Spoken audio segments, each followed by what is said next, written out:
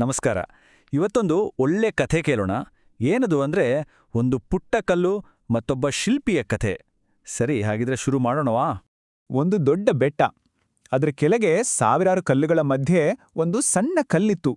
ಸುಮ್ಮನೆ ದಿನವೆಲ್ಲ ಅಲ್ಲೇ ಬಿದ್ದಿರ್ತಿತ್ತು, ಆಚೀಚೆ ನೋಡ್ತಾ. ಆದ್ರೆ ಅದರ ಮನಸ್ಸಲ್ಲಿ ಮಾತ್ರ ಏನೋ ಒಂದು ದೊಡ್ಡ ಬೇಜಾರು, ಗೊತ್ತಾ? ಅದು ತನ್ನಷ್ಟಕ್ಕೆ ತಾನೇ ಹೀಗೆ ಅನ್ಕೊಳ್ತಿತ್ತು. ಛೇ, ನಾನೊಂದು ಸುಮ್ಮನೆ ಇರೋ ಕಲ್ಲು. ನನ್ನಲ್ಲಿ ಅಂಥ ವಿಶೇಷ ಏನಿದೆ, ಯಾರಿಗೂ ಪ್ರಯೋಜನ ಇಲ್ಲ ನೋಡು ಅಂತ. ಇದೇ ಯೋಚನೆ ಅದನ್ನ ತುಂಬಾ ಕಾಡ್ತಾ ಇತ್ತು.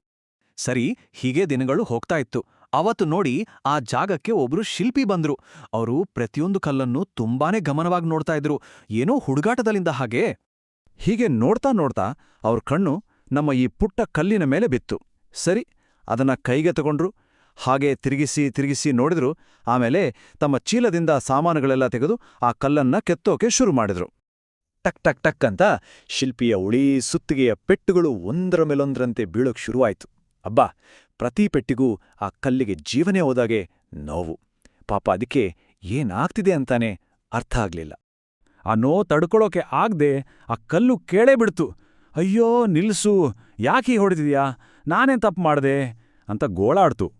ಅದಕ್ಕೆ ಆ ಶಿಲ್ಪಿ ಒಂದು ಸಣ್ಣ ನಗು ನಕ್ಕು ತುಂಬಾನೇ ಪ್ರೀತಿಯಿಂದ ಹೇಳಿದ್ರು, ಹೆದರ್ಕೋಬೇಡ ಕಂದ, ನಾನು ನಿನ್ಗೆ ನೋವು ಕೊಡ್ತಿಲ್ಲ. ನಿನ್ನೊಳಗೆ ಒಂದು ಸುಂದರವಾದ ಆಕಾರ ಅಡಗಿದೆ, ಅದನ್ನ ಹೊರಗೆ ತರ್ತಾ ಇದ್ದೀನಿ ಅಷ್ಟೇ.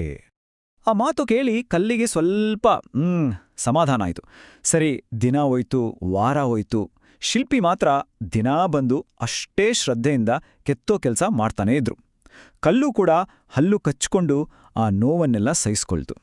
ಹೀಗೆ ತುಂಬಾ ದಿನಗಳ ಪರಿಶ್ರಮದ ನಂತರ ನಾನು ಯಾರಿಗೂ ಬೇಡವಾದ ಒಂದು ಸಾಮಾನ್ಯ ಕಲ್ಲು ಅಂತ ಅನ್ಕೊಂಡಿತ್ತಲ್ಲ ಆ ಪುಟ್ಟ ಕಲ್ಲು, ಅದು ಏನಾಗಿರ್ಬೋದು ಅಂತ ಊಹೆ ಇದ್ಯಾ?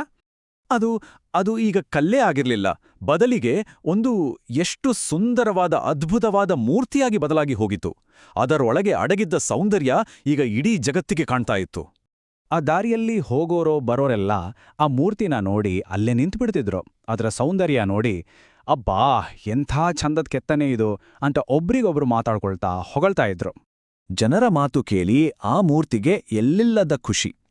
ಅದು ಮನಸ್ಸಲ್ಲೇ ಅನ್ಕೊಳ್ತು, ಹೌದಲ್ವಾ, ಅಂದು ಆ ಶಿಲ್ಪಿ ಕೊಟ್ಟ ಪೆಟ್ಟಿನ ನೋವನ್ನೆಲ್ಲ ನಾನು ಸಹಿಸ್ಕೊಂಡೆ.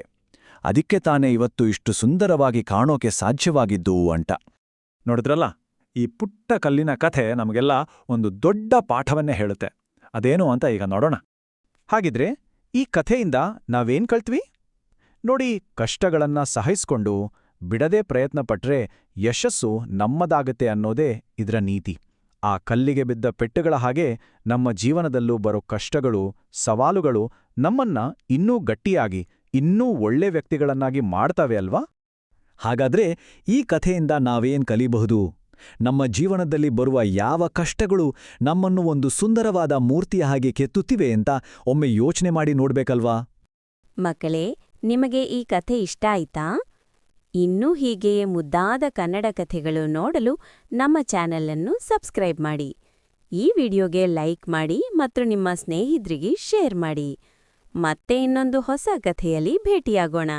ಬಾಯ್ ಮಕ್ಕಳೇ.